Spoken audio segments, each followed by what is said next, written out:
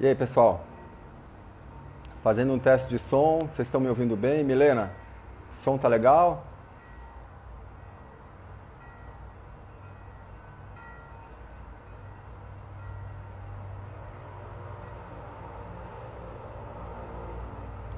Vamos lá.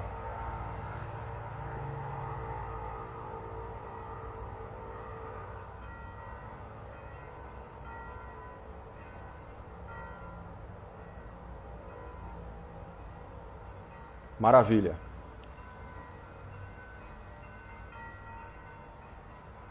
Vamos lá.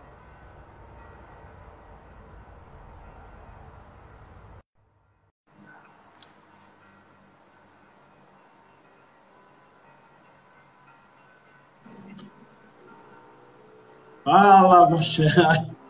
E aí? Tudo bem? Tudo e você? Tudo bom também. Falando ao vivo? Falando ao vivo. Tá aí. Onde é que você tá? Eu tô aqui, ó, na sala de reunião aqui, ó. Ah, Tá aqui na Alta Vista. na Alta Vista. Eu tô aqui na sala de casa. Não, a gente combina assim, já que eu estou na Alta Vista e você está em casa, então eu que estou te entrevistando. Tá bom. Hoje fazemos dessa forma. Você chegou aí. Mas tá bom, que horas são ainda? O pessoal tá subindo aí, 18h01. 18 e 18 e 1. 1. A gente começou bem no horário hoje.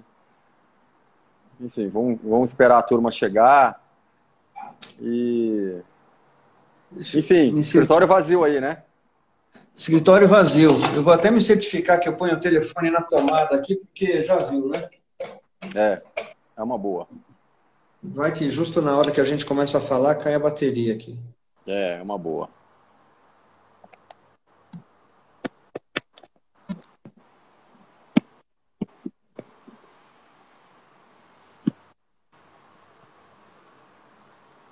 Bom, Bacelar, então vamos lá. A gente, a Vamos gente lá. debutou, a gente debutou esse negócio de live, né? É, Por conta aí da questão do coronavírus. A gente fazia muita reunião com cliente, era sempre presencial, e aí veio a quarentena e a gente teve que se adaptar. é. Aí a gente fez algumas. A gente falou com. Eu não me lembro, a primeira foi o Albo que fez. É, a gente fez com o João Braga, gestor de ações da XP, né? Foi o João Braga, isso. A gente A gente, fez com o gestor de fundos, o Caio, o Caio, de fundos, fundos imobiliários. A né, gente fez com gestor de fundos Paulo- multimercado, o Paulo Bockel também, depois que é da uma RG. casa muito conceituada de renda fixa. A gente falou com o Dato da Eleven, que é um economista, uma casa de análise, né? Pessoal que faz análises financeiras. Enfim, Falamos com o Liverson, Liverson de Seguros, da né? Prudential. É, Legal. O que a gente não falou com alguém que fica no mercado de ações ali no calor da volatilidade diretamente comprando, vendendo ações, fazendo, enfim. uhum, E como a gente recebe muita pergunta de cliente, verdade. se agora é hora de entrar, não é, o Uhum, mercado caiu. Aliás, eu vou fazer o papel aqui do cliente curioso, às vezes, enfim, para a gente poder tá. fazer um negócio mais dinâmico aqui. Quanto que estava a bolsa antes da crise? Quanto é que ela atingiu? Máxima? É, 119, quase 120, vai. 119.500, vamos arredondar. Por aí. 120 120 mil. mil. 120 mil, Ibovespa. E É. na crise, naquele desespero, depois de cair lá, aquele dia que a Petro caiu 30%, quando a Hum. Arábia Saudita lá e a Rússia se desentenderam, tá? Enfim, chegou, foi por ali, assim, foi o auge da queda, né? Chegou quanto lá? 63, eu acho que foi 63.500. 63.500. Quase 50% de queda. É, se a gente for fazer a conta, vai dar uns. 46, 47% de queda. Isso em 3 semanas, menos.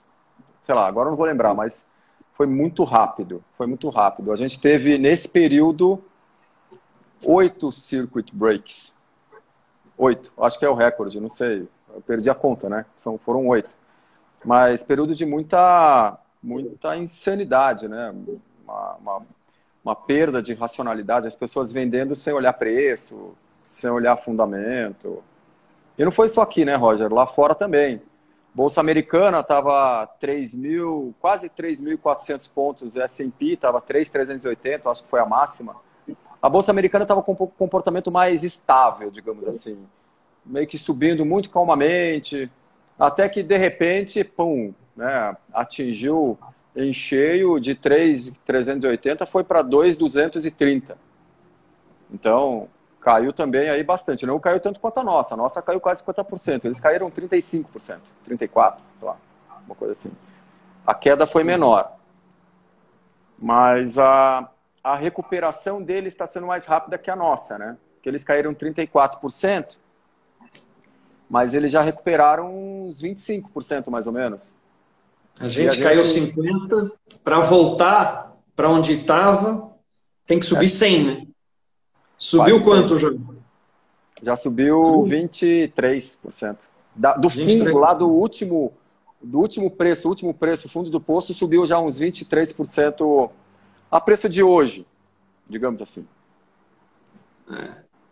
E aí fica aquela questão, né? A gente ainda está vivendo...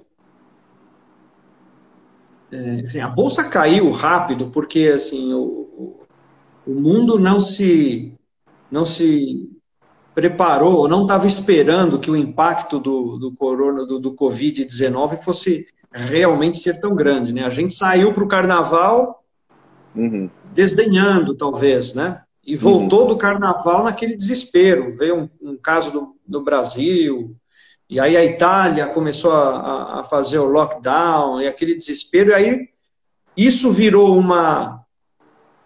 foi uma surpresa grande, aí Bolsa não gosta de surpresa, né? Igual o motorista que está dirigindo, leva um susto, freia rápido, depois ele percebe que talvez não precisasse ter freado tanto. Aí a Bolsa derreteu. O ponto é, a gente ainda está na crise, né? Eu não sei se quantas mortes vai ter, por quanto tempo a gente vai ficar nessa distanciamento, enfim. Bolsa subiu aí 23%. Mas o pessoal fica ali, eu entro agora, será que agora terminou, agora vai, tá aquele zum, tem vacina, e se eu não entro? E aí, renda variável agora, assim, porque hoje, com a taxa Selic aí abaixo de 4, né, assim, uma alta da Bolsa, ele ganha Selic... Em um dia. Em um dia ele ganha alguns anos de Selic, né? E aí fica naquela, coloco dinheiro ou não coloco? Alguém perguntou, pelo amor de Deus, fale de câmbio, só para te lembrar, tá? A gente depois fala sobre isso também. Tá bom. Aliás, a gente optou aqui por deliberadamente deixar aberto aí os comentários. A gente vai observando, tá, pessoal? Aí ao longo do tempo a gente vai respondendo. Então aí fica um bate-papo, assim, enfim. Se alguém quiser xingar, xinga o Bacelar, tá? Não... Tá bom. Pode Mas, xingar. Bacelar, fala um pouco aí dessa questão de renda variável, se é hora de entrar, não é? O que a XP, a Eleven, enfim, estão recomendando? Tá. Vamos tentar fazer disso aqui, Roger, primeiro, né? Rogério Tomé, eu chamo ele de Roger, somos muito próximos, então já deixando da forma como eu geralmente chamo ele, senão eu vou acabar tendo que ficar lembrando toda hora de chamar de Rogério. Não, é Roger. Então, Roger, eu vou tentar aqui resumir um pouco as, sei lá, dezenas e dezenas de conversas e leituras que a gente fez nas últimas semanas aí, com essa confusão toda. Tá? Sem dúvida, uma crise muito intensa, muito rápida, como você muito bem colocou. Antes do carnaval estava tudo bem, todo mundo pulou o carnaval, depois do carnaval todo mundo estava apavorado. Então, foi muito rápido, não só aqui, no mundo absolutamente inteiro. Foi a queda de mercado mais rápida de toda a história, com a volatilidade batendo as máximas como nunca bateu antes. Então, sim, nesse caso, é uma crise muito emblemática em diversos aspectos. Os impactos na economia são severos, a gente ainda vai ver, e uma das coisas que a gente mais escuta, né, de perguntas aí das pessoas é, putz, nossa, mas as coisas vão piorar? Sim, as coisas vão piorar. Mas vamos tentar aqui separar um pouco o que é mercado financeiro do que é mercado real ou economia real, tá? Porque tem uma bela diferença aqui, tá? Uma coisa é o que aconteceu já com os nossos investimentos, e outra coisa é o que já aconteceu com a economia, mas o que ainda pode acontecer com a economia. Então, dito isso, a queda de preços foi muito, muito intensa e desproporcional e fora do que seria o razoável. Porque é muito difícil também de você entender, no meio da crise, o que seria uma precificação adequada, né? O quanto que uma empresa vai deixar de ter receita, o quanto que ela vai ter de prejuízo ou outras coisas, né? Qual vai ser o impacto do desemprego, quanto que isso vai impactar no PIB. É muito difícil no meio do turbilhão, a gente conseguir mensurar isso. Vamos perguntar lá para a Eleven, que é uma casa de análises, quanto tempo dura a análise deles, né? Aliás, eu fiz essa pergunta. Ele falou assim, tá durando aí, sei lá, entre 24 e 48 horas. Depois a gente tem que fazer tudo de novo. Porque muda tudo muito rápido. Agora já deu uma melhorada, tá? Então, a gente consegue enxergar um pouco melhor os impactos. E aí os economistas, analistas, começam a falar assim, talvez aconteça tal coisa, né? O impacto no PIB vai ser tanto, eu acho. Então, assim, vamos desenhar um cenário A, B e C. Então, falando de impacto nos preços, a gente viu renda fixa saindo da realidade, fundos imobiliários saindo da realidade, preços das ações saindo da realidade, o impacto nos investimentos como um todo, todos, né, foram muito fortes. O que a gente escuta muita gente falando, e muita gente séria, é que da mesma forma como a precificação foi muito intensa e forte para baixo, existe uma boa chance de que isso volte a ser precificado para um patamar mais razoável, também com uma certa agilidade. Tá? No mercado americano, a gente já está enxergando isso com um pouco mais de intensidade que o mercado brasileiro. Aqui a gente ainda vê muita gente reticente, com dúvida, né? Enfim, por um pouco do comportamento da gente não ter um investment grade, ou a gente não ter uma qualidade, enfim, de crédito como outros lugares eventualmente têm. Tá? Então tem um fator adicional aí. Mas, de uma maneira geral, o que tem muitas pessoas dizendo é que existe a chance, e é relativamente grande, de a gente ter a recuperação dos preços acontecendo muito rápido e pega as pessoas de surpresa. Tá? Então, nessa hora, o que a gente tem que fazer é... Peraí, deixa eu dar uma olhada. Quanto que vale esse ativo aqui? Né? Vamos pegar um Banco do Brasil. O Banco do Brasil tem quanto que é o valor de patrimônio que está no balanço lá do Banco do Brasil? Só para a gente ter uma ideia, hoje o Banco do Brasil está sendo negociado abaixo do valor de patrimônio. Ou seja, se o Banco do Brasil vender todos os seus ativos, todos, ele vai ter um valor maior do que está valendo na Bolsa. Então, não é real ainda. Tá? E a gente poderia ficar citando vários exemplos de papéis que estão com essa característica ainda, e não dura muito tempo. Em algum momento o mercado volta à racionalidade. Só que isso pode acontecer muito rápido. Então, já adiantando, né, um ponto que eu tenho falado já para muita gente, enfim, dentro do escritório, para cliente, para muita gente, faz sentido sim a gente investir nesses ativos que estão desvalorizados se o teu horizonte de tempo não é de curto prazo, é de médio e longo prazo.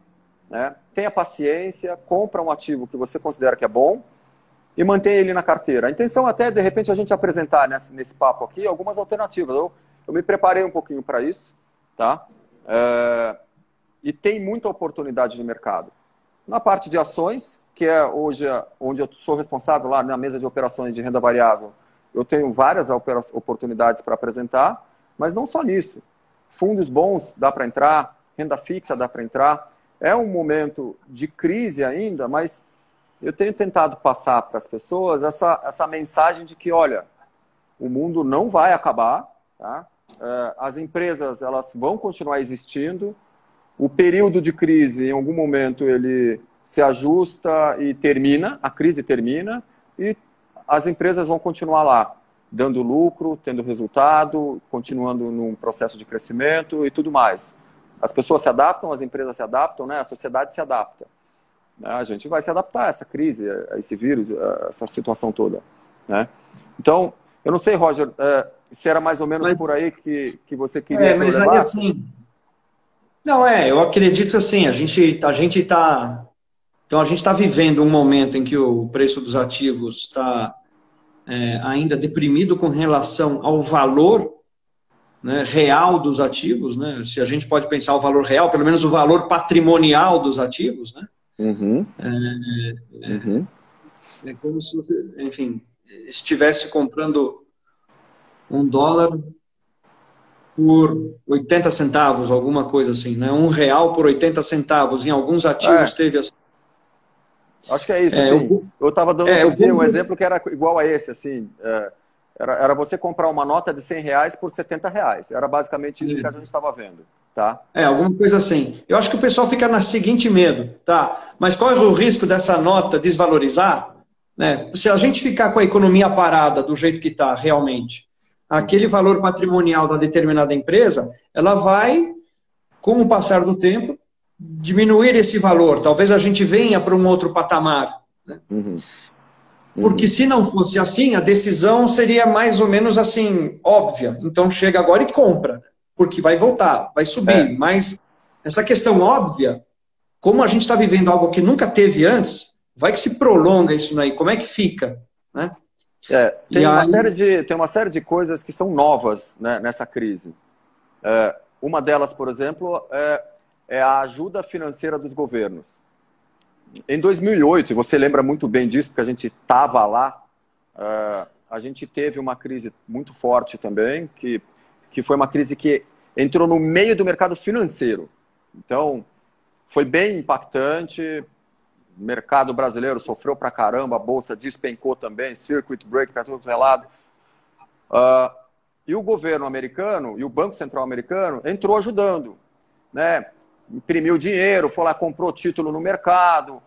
Só que a diferença é que dessa vez, e é por isso que é tão difícil da gente mensurar, o que vai acontecer?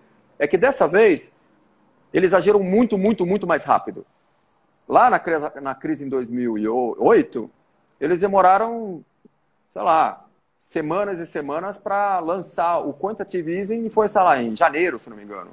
Sendo que a crise começou em agosto de 2008, o QE, né, que foi a parte de afrouxamento monetário em larga escala, foi em janeiro, 6 meses depois. Aqui não durou 2 semanas. Traduz aí o QE para mim, porque eu não sei o que é QE. Tá, QE, o Quantitative Easing, tá, que é, falando de uma forma bem mais fácil de entender, o governo, no caso o Banco Central, colocando dinheiro de uma forma direta na economia. Tá? Como é que o governo pode colocar dinheiro na economia? Comprando as coisas. Então o governo ia lá e comprava renda fixa no mercado. Daí quem tinha renda fixa e vendia, recebia dinheiro. Então você troca ativos por dinheiro. Então o Banco Central entrou botando dinheiro através de compra de ativos, ativos financeiros, ok? Ativos financeiros. Tá? E aí, enfim, foi basicamente o que aconteceu agora, só que numa dose muito maior e muito mais rápido. Eles agiram muito mais rápido. Acho que eles aprenderam com 2008, entendeu? Então, para dizer o seguinte, em 2008, os fundos, né, que tinham lá, não ações, mas renda fixa, enfim, porque ação você pode negociar no mercado mesmo. Mas quando as pessoas começaram a querer ter o seu recurso de volta, não tinha quem comprasse, o governo demorou para colocar dinheiro lá no sistema para poder dar liquidez. Então, enfim, houve uma uma demora, e essa demora trouxe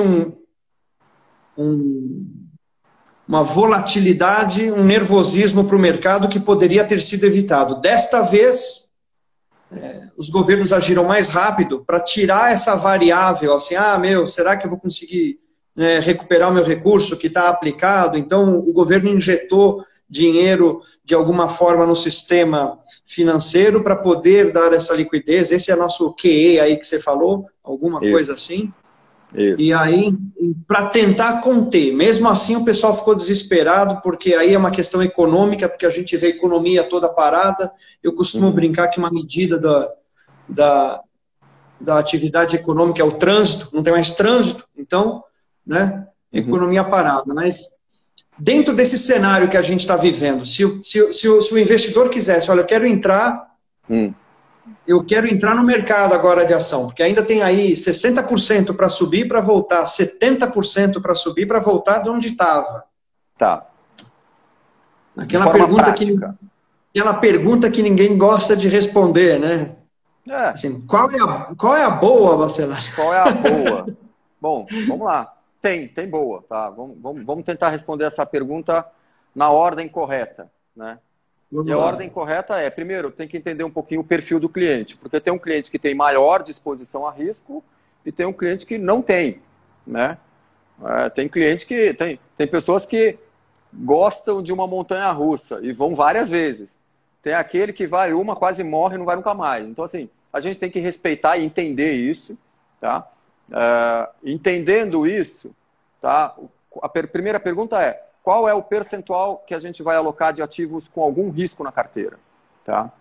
Então, para um perfil moderado, será que vale a pena colocar um pouco mais? E aí, vale a pena conversar lá com o assessor para isso. Mas vamos partir do... Diga. Eu vou fazer o seguinte, eu vou desenhar um perfil de um cliente. Boa.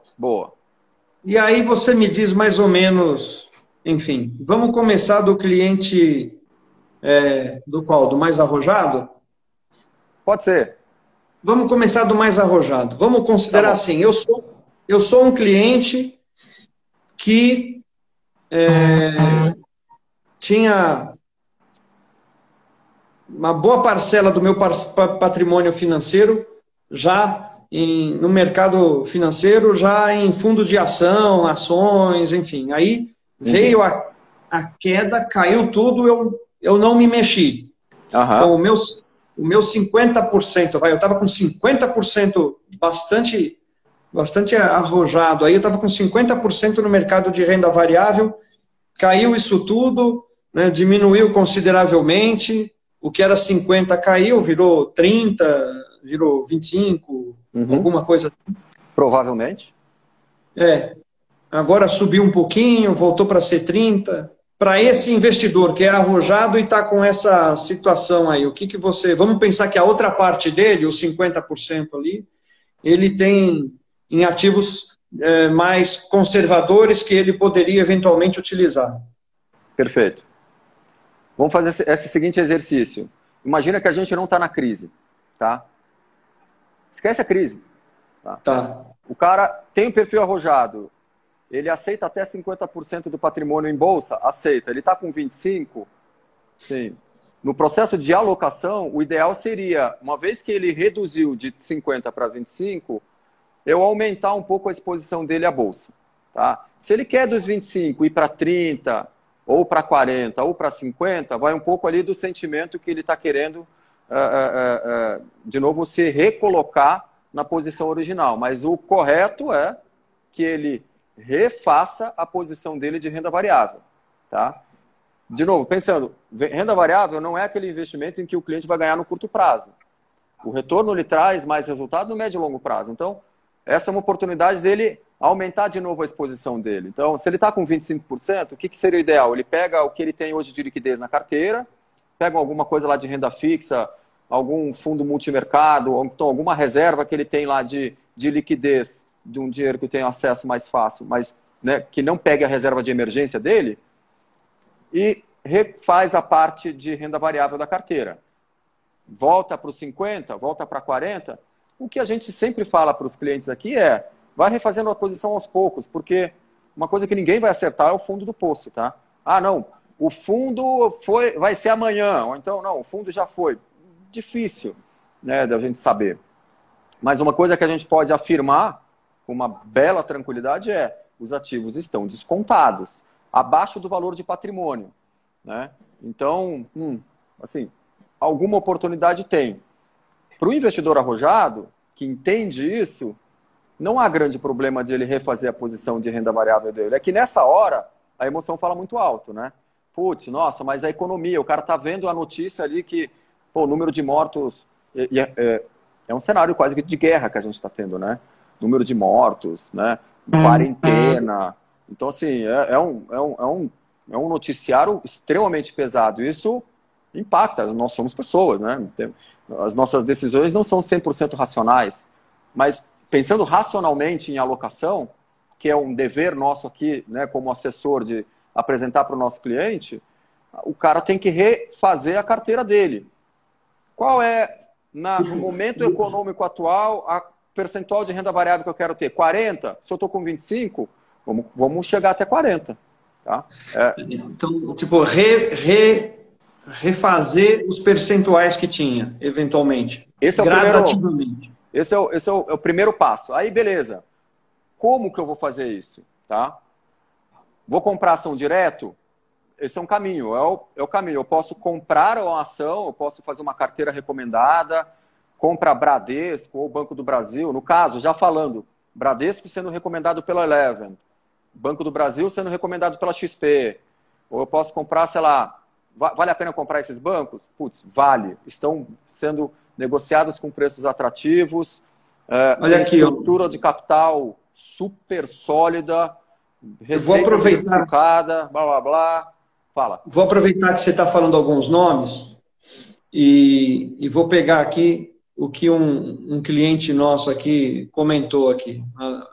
E ele falou, fala para ele responder a sua pergunta de qual é a boa, por favor. Tá, então você comentou com algumas aí, do Banco do Brasil, Bradesco, essas são as que a gente está entendendo, porque são meio tradicionais, né? Essas tradicionais são mesmo, na hora da crise, as que devem voltar mais. Assim, detalhe, a gente não é analista, tá? Sim, mas eu quero dizer, eu sei, não estamos nem recomendando compra, né? Faz um disclaimer aí. Mas as casas de análise estão falando, tá? Não somos nós. Vamos lá, o que a gente faz aqui, de forma bem prática, tá? A gente faz uma seleção das análises da Eleven e da XP. Eleven é uma casa de análise independente, XP é a corretora na qual a gente executa as operações e eles têm uma área de research, de análise lá dentro. A gente seleciona 5 ações, às vezes tem 6, às vezes tem 5. A gente hoje tem 5 ações que a gente apresenta que XP e Eleven recomendam, que são hoje Bradesco, JBS, Pão de Açúcar, Vale do Rio Doce e Gerdau. Tá? Tem toda uma análise por trás do porquê que essas ações nesses momentos são boas. Tá? Gerdau, pelo formato em que a empresa está estruturada para, enfim, a operação dela, ela se beneficia no momento de recuperação da economia. A Vale, ela se beneficia por um reaquecimento da China.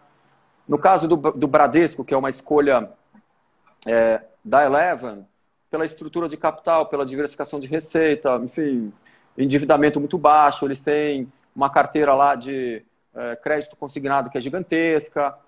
A XP já prefere o Banco do Brasil, que também é uma escolha super bacana. Tal. Aí você pega o setor de proteína animal. XP prefere JBS. A Eleven prefere Brasil Foods. Brasil Foods mais focado no mercado local, Brasil. E a JBS ela é muito mais estruturada para atender globalmente a distribuição de proteína. Então, assim, o que a gente enxerga são oportunidades em alguns setores. O setor financeiro é um setor que é interessante comentar, Roger, pelo seguinte.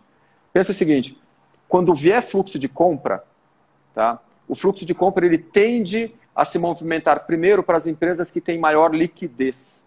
Tá? Sim. Toda hora tem cliente me perguntando, pô, Daniel, e o que você acha daquela empresa Iochpe Maxion? Olha, é uma empresa que tem muito pouca liquidez. Então, da mesma forma que a empresa pode subir 20% num dia, pode cair 25% em outro.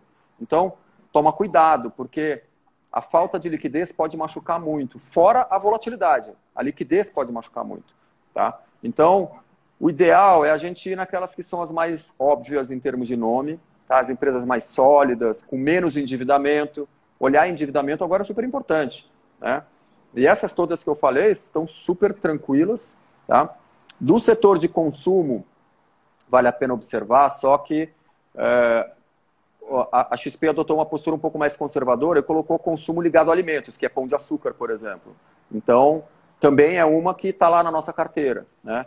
E isso, Roger, é a primeira forma da gente se posicionar, que é ir lá e comprar ação direto. Um cliente também pode comprar um fundo de ações nesse momento, que está lá embaixo, caiu pra caramba, da mesma forma. Então, um gestor muito competente, como, por exemplo, o João Braga, que fez uma live conosco aqui com o André Albo, nosso sócio, ele está lá com oportunidades maravilhosas, tem caixa para ir lá e comprar um monte de ação no mercado, e ele é muito competente em fazer isso. A gente pode deixar na mão de um gestor. Só tem uma diferença. Quando a gente faz isso através da compra direta de ações, a nossa mesa de operações ali no nosso escritório consegue ajudar com algumas operações de proteção, por exemplo. Vou dar um exemplo. Mas esse caso de proteção, eu já queria até falar dentro daquele cliente que ele é um pouco mais conservador. Tá. Então, a gente poderia ver assim, vamos chegar lá porque é um ponto que mas a gente falou do cliente arrojado aí, que de repente estava com 50%, levou um tombo, já que ele teria estômago para 50%, essa é a parte do estômago dele, ele assim, coloca lá 50%, quando a bolsa voltar, ele reduz, os 50% vai ter virado 70%, 80%, ele reduz para os 50% e segue a vida. Né? Perfeito. Deveria ser assim, para ele aproveitar a alta e não perder com uma futura eventual queda. E aí a gente tem aquele investidor, aí eu já vou pular, tá? Porque do agressivo para o conservador, o moderado está no meio, é todo mundo, é só o equilíbrio das duas pontas. Então vamos pegar um cara bem agressivo e um cara bem conservador. Aí eu quero falar do cidadão conservador. E o cidadão conservador, nessa hora, eu vou dividir em dois ele, tá? Aquele que era conservador, mas não sabia que era. Ele só descobriu que é conservador porque agora ele perdeu. E não agora gostou nem um pouco disso. Ele não gostou nem um pouco de ter perdido. Ele, eu sou conservador. Não, eu sou... Ele pensa assim, eu sou arrojado. Olha, tem um ouvinte aqui falando não gostou de perder. Mas então vamos responder um pouco essa pergunta. Assim, quando eu montei minha posição, eu montei aquela posição na expectativa de que o mercado vai andar, vai subir, vai crescer, e quando o mercado cai, que eu descubro que eu era conservador. O que esse cliente agora, que está naquela situação de, caiu demais, não era o que eu queria, perdi, né? Ele tem aquela opção, espera que volta, mas também tem alguma opção, e aí eu quero ver você fazer esse comentário teu, que eu poderia usufruir um pouco desse momento sem incorrer muito, né, num risco que cara, não quero perder mais, não aguento mais, né? Enfim, dá para ter alguma meio termo? Dá. É a boa notícia, tá? Isso. O mercado, ele nos dá algumas ferramentas para nos proteger, tá? É que, veja bem, Roger, o investidor brasileiro não conhece bem, não sabe usar. E às vezes, quando se depara com essa ferramenta de proteção, usa da forma errada. Então, vamos lá. Existem formas da gente se proteger? Sim. Fazer operações em que eu tenho algum tipo de proteção? Sim, tenho, tá? O que a gente pode fazer, eu vou dar um exemplo. Fazer uma compra de uma ação com uma estrutura de proteção junto. Em que, por exemplo, eu vou pegar um exemplo do Banco do Brasil. A gente falou aí, uma das preferidas da XP, tá? Compra Banco do Brasil e, junto com a ação, você vai colocar como se fosse um colchão de proteção. Se a ação cair até 10% você não perde nada. Tá? Então, caiu 5%. Não perdi nada. Caiu 7%, nada. Caiu 10%, não estou perdendo nada. Caiu 11%. Opa, como já passou do meu colchão de proteção, eu começo a perder do menos 10 para baixo. Então, se cair 11%, eu estou perdendo 1% só. Estou perdendo, mas só que veja bem, o mercado caiu 11%, mas eu estou perdendo 1% só. Tá? Óbvio, vamos pensar. Isso, Roger, é um benefício para o cliente. Tá? É uma bela de uma proteção, 10%. Né? Isso... Então ele compra uma ação e compra como se fosse um seguro contra a queda de até 10%. É isso. Eu acho que esse é um conceito muito bom, um conceito de seguro. Tá? Eu posso fazer uma operação em que o cliente ele faz essa proteção de 10% na queda e ele, na alta, para compensar aquela proteção, que isso tem um valor, tá? Isso tem um valor. Eu preciso pagar, como o seguro do carro, eu tenho que pagar. Para eu pagar uma proteção de 10%, eu teria que pagar algum valor para isso. Eu posso não pagar se eu abrir mão de uma alta. Então, olha que interessante. Pega o exemplo de Banco do Brasil. A gente pode comprar Banco do Brasil. Se o Banco do Brasil cair até 10%, eu não perco nada. Se cair um pouco mais do que isso, eu estou perdendo só o que cair dos 10 para baixo. E na alta, eu ganho até, digamos, 12% de alta. Tá? Então, subiu 10%, estou ganhando 10%. Subiu 12%, estou ganhando 12%. Subiu 14%. Bom, aí eu estou parado nos 12%. Eu não estou ganhando. Dos 14% para cima, eu não ganho mais. Eu abro mão de um ganho adicional para ter uma proteção. Essa é a lógica de uma operação que é essa que eu estou explicando, que se chama fence. Tá? Nesse momento, o que é importante comentar? E eu vou tentar entrar num detalhe técnico, mas que é importante. A volatilidade do mercado ainda está muito alta, ok? Está o dobro do normal. Tenta pensar o seguinte, a média histórica da volatilidade no Brasil, de bolsa, é na faixa de uns 20%. Tá? Agora está acima de 40%, ou seja, a gente está com essa oscilação mais do que o dobro do normal. Volatilidade, você está me falando do sobe e desce do preço. Está subindo e caindo com muita intensidade. Isso, é o sobe e desce do preço. Isso hoje está muito exacerbado. Não é à toa que a gente viu Petrobras caindo 20%, 30%, como você outro momento aqui comentou. Então, fazer esse tipo de proteção nesse momento é melhor. Tá?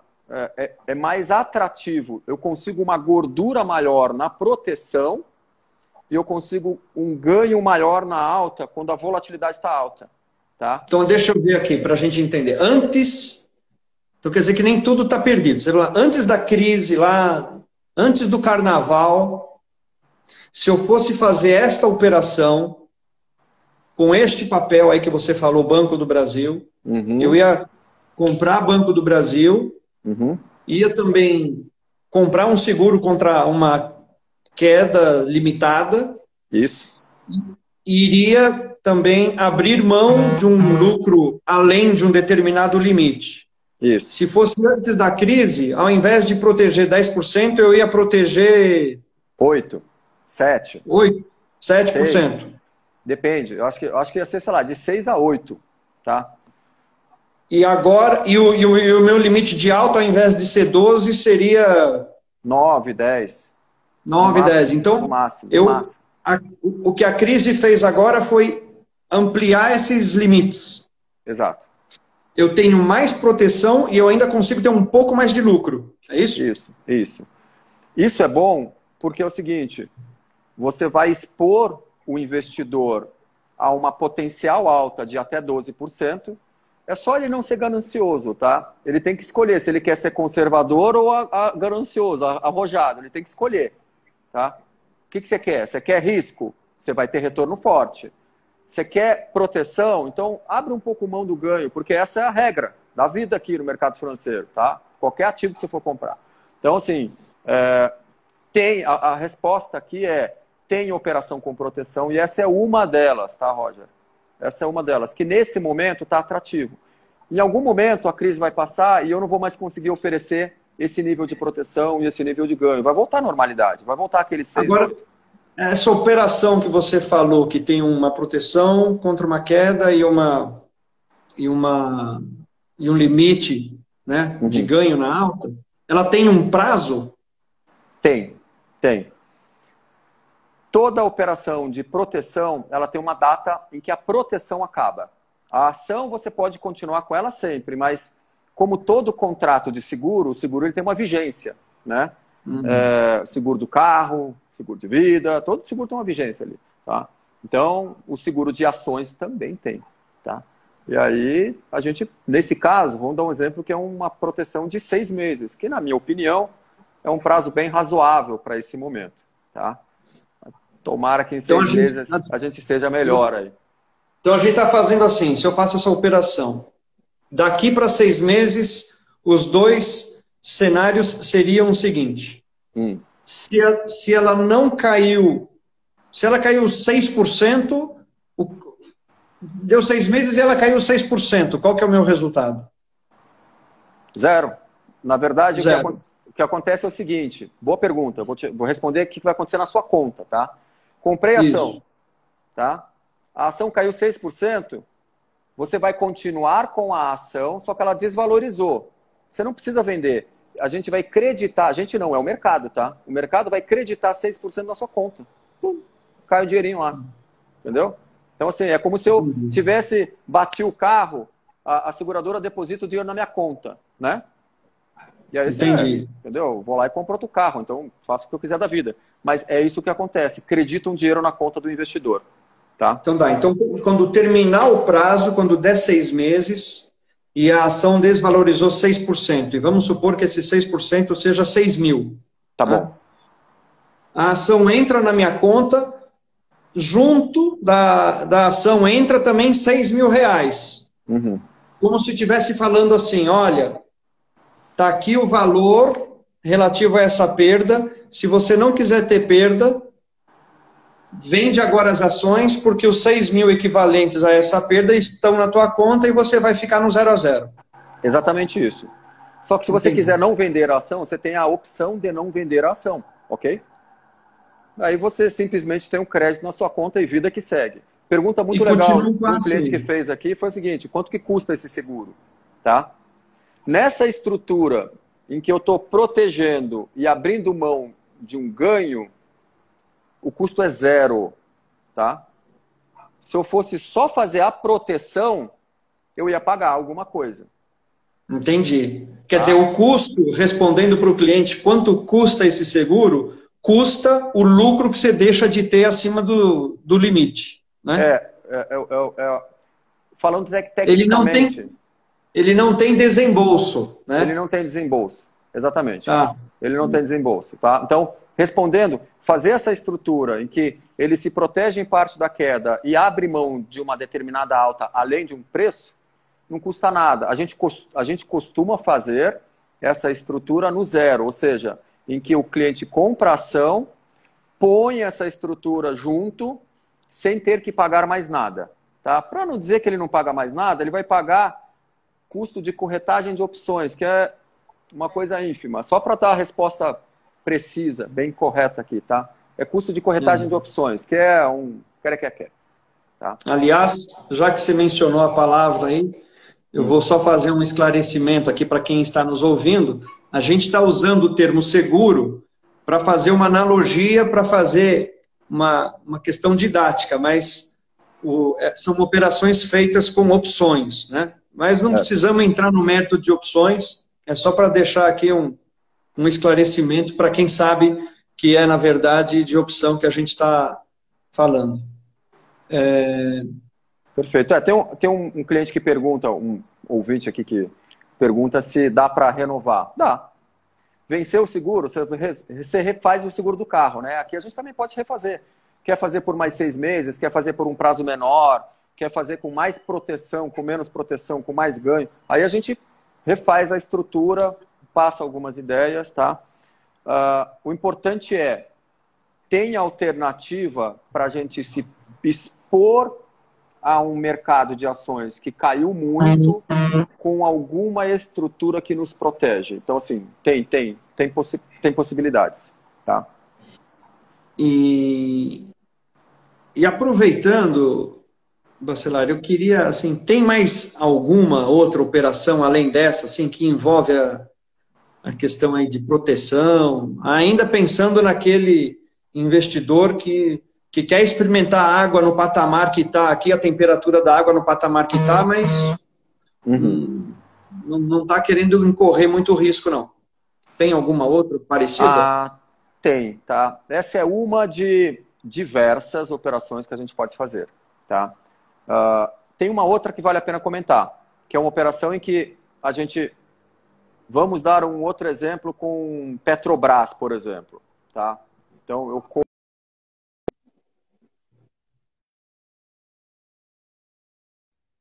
celular está avisando aqui que eu consiga seguir por mais um tempo, tá? Você está me ouvindo, Roger? Eu estou te ouvindo, você está aí? Tô aqui, não, beleza. Então, assim, em resumo, dá para a gente fazer uma operação em que eu compro uma ação, tá? E aí, faz o seguinte, esquece toda a oscilação que a ação vai ter. Eu vou comprar a Petrobras e eu vou colocar uma rentabilidade de 12% para você em 6 meses. Vamos pegar o prazo de 6 meses de novo, tá? Então, você vai ganhar 2% ao mês em Petrobras. Independente se a Petrobras ficar parada no 0 a 0, se ela subir 5, 10, 15%. Espera só um minutinho, eu vou precisar do carregador que está acabando a bateria. 5, 10, 15% de alta, não importa, eu vou ganhar 12. Caiu 5, 10, 15, 20%, eu vou ganhar 12 mesmo com a ação caindo, tá? Você vai ganhar 12 com a ação caindo? É um pouco diferente da outra que eu fico no 0 a 0. Aqui não. A ação caindo, eu estou ganhando 12%. Só tem um detalhe, porque, óbvio, não existe milagre, tá? Não existe milagre de você transformar uma renda variável numa renda fixa. Qualquer cenário ganha 12%, isso daí é renda fixa pré-fixada, né? Não é isso. Tem uma condição, só não pode cair 34% em 6 meses, tá? No meio do caminho, não pode cair 34%. Então, se a gente consegue colocar esse tipo de situação de forma que o cliente se sente confortável de que a ação não vai cair 34%, e essa é uma estratégia que hoje a gente consegue oferecer. Eu estava hoje fazendo essa operação para alguns clientes. Então, Petrobras não caindo 34%, você vai ganhar 12%. Então, pode acontecer daqui a 6 meses da ação estar 10 ou 5 ou no 0 a 0, tá? 5% de alta, e mesmo assim você vai ganhar 12%. Então, a ação caiu 10% daqui a 6 meses, putz, que pena, mas você vai ganhar 12%, tá? Então, putz, se cair 33%, vai ganhar 12%. Vai ganhar 12%, tá? Agora, se ela cair 34,1%, desmonta essa estrutura de proteção, você fica com a ação e não ganha mais aqueles 12%. Desmonta, tá? Mesmo antes do vencimento, aí ela desmonta. Desmonta, obrigado. Desmonta antes do vencimento, tá? Só peraí que eu só vou colocar o celular para carregar aqui.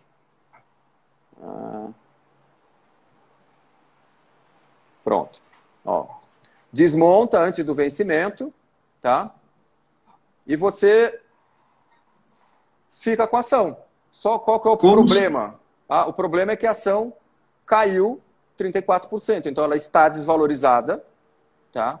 Mas aí o que eu faço? Espera, não tenho o que fazer, tá? E aí, aqueles 12% não existem mais. Tanto que se a ação voltar tudo e subir 30%, você está com o papel normal, tá?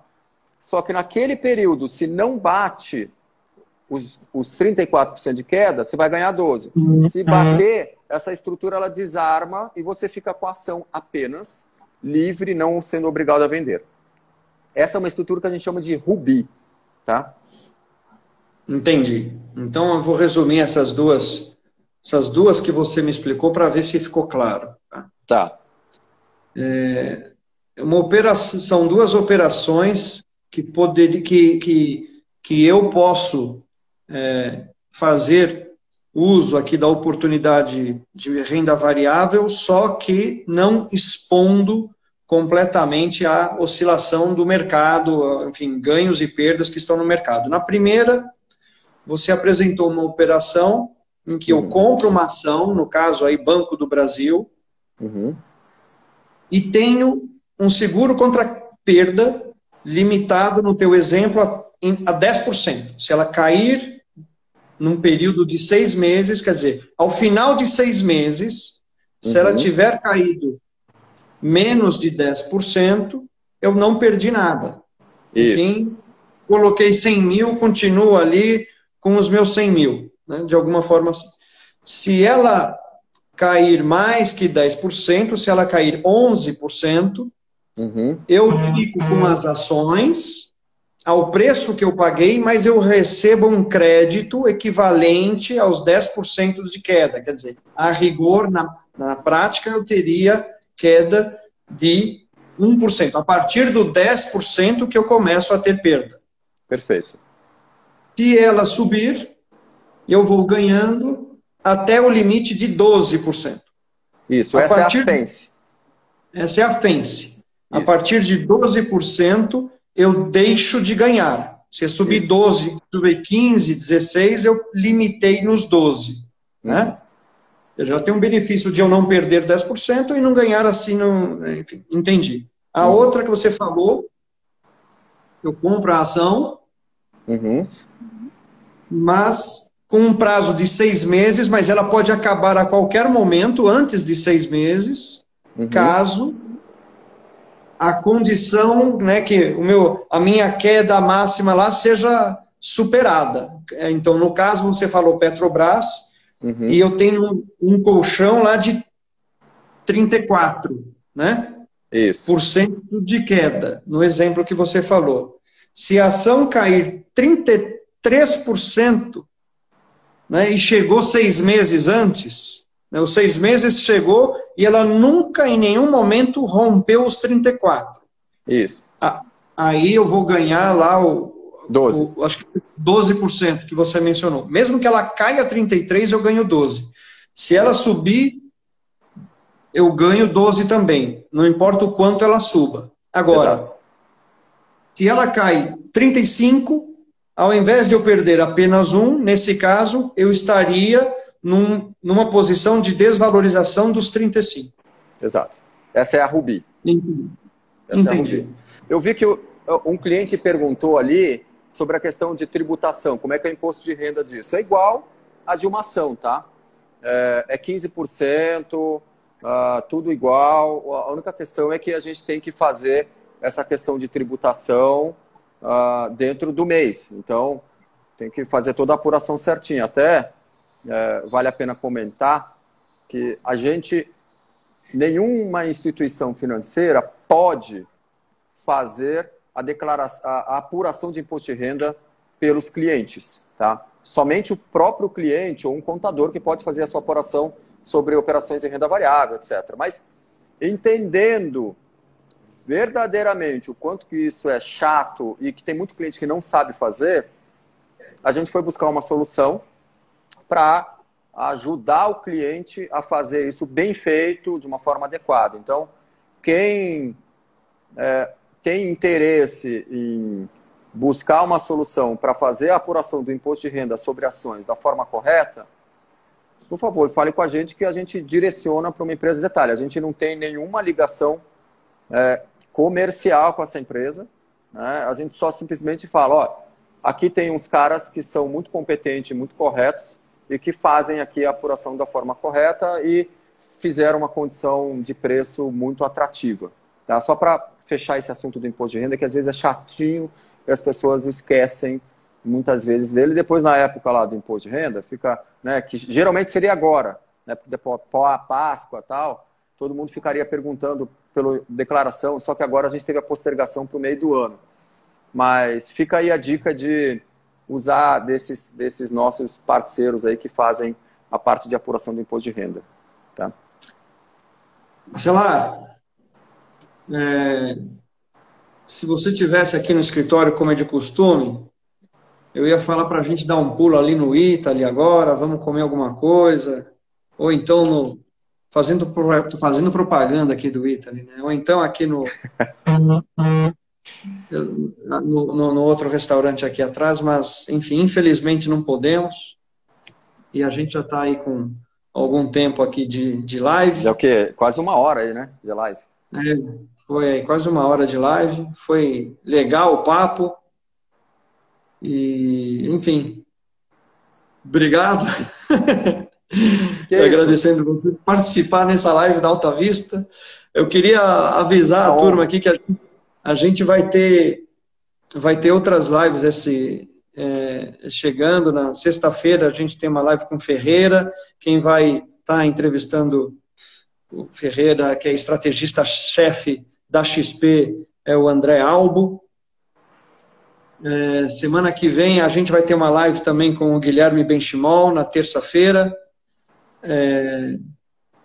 Terça-feira às 18 horas. Com o Ferreira agora na sexta-feira vai ser às 13 horas. 13 horas, né, Bacelar? Acho que é 13 horas. 13 horas. Enfim, aguardamos todos aqui. É sempre uma alegria, um prazer. Muito obrigado. Perguntas? Bacelar, quem quiser fazer pergunta pode mandar para o teu e-mail ou não? Pode mandar para o meu e-mail, daniel.bacelar@altavistainvest.com.br. Façam perguntas, não somente eu, mas toda a equipe da Alta Vista está aí à disposição para ajudar, conversar, tirar dúvida.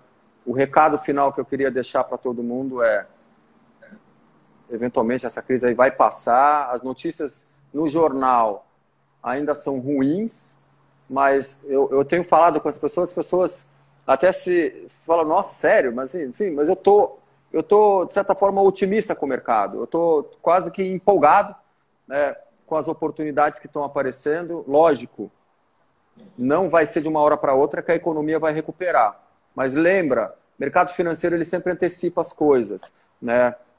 Tem oportunidade que a gente com muito cuidado tem que ir lá e aproveitar. O mercado raras vezes dá esse tipo de oportunidade nessa magnitude para a gente, né? Então, sim, tem oportunidade, a crise vai passar, em algum momento os preços dos ativos vão estar nos patamares de antes. Acredito eu que até, em alguns casos, algumas empresas elas vão estar até melhores do que antes. Outras não, tá, Roger? Outras empresas vão ter dificuldades, faz parte da vida, tá? Alguns saem melhor, outros saem pior. Aqui, como mercado financeiro, a gente tem que olhar quais são as oportunidades daquelas que têm, né, um potencial de saírem melhor disso. Então, contem com a gente. Ali, trabalhar com a equipe que a gente tem é sempre uma maravilha, porque é uma equipe muito competente. Então, acessem aí os assessores, né, para quem é nosso cliente, ou então acessa direto à mesa, através do meu e-mail, que a gente está lá super à disposição. Beleza. Então é daniel.bacelar, bacelar o L tem 2 L's. Isso. @altavistainvest.com.br. Perfeito. Isso. Pessoal, uma boa noite para todos e a gente se vê por aqui. Um abração. Uma ótima noite. Obrigado, pessoal. Bom descanso. É isso aí.